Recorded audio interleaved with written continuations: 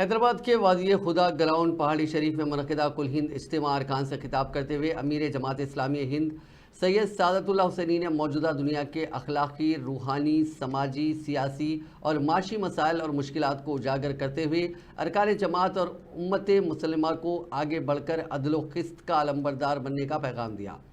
انہوں نے ارکان کو ان کی ذمہ داریوں کی یاد دہانی کراتے ہوئے کہا کہ پرامن اور عادلانہ معاشرے کی تعمیر کے لیے ہمیں اعلیٰ اخلاقی کردار کی ضرورت ہے۔ اس اجتماع میں اس بڑے پیمانے پر ارکان جماعت کی شرکت تحریک اقامت دین سے ہمارے مضبوط تعلق کی دلیل ہے۔ اجتماع کے مقاصد پر بات کرتے ہوئے سعادت اللہ حسینی نے فرمایا کہ یہ اجتماع تحریکی تجربات کے تبادلے، اعلیٰ مقاصد کے لیے جذبہ قربانی، نظم و ضبط، ذہنی و فکری ہم آہنگی کے حصول اور اجتماعی اخلاقی قوت کے اضافے کا ایک اہم ذریعہ ہے۔ دنیا بھر میں اسلام اور اس کی تعلیمات پر جاری عوامی مباحث ہمیں بڑے پیمانے پر شہادت حق کے سنہری مواقع فراہم کرتے ہیں۔ ہمیں اس ماحول کو اسلام کے حوالے سے مثبت رائے عامہ کی تشکیل کے لیے استعمال کرنا چاہیے۔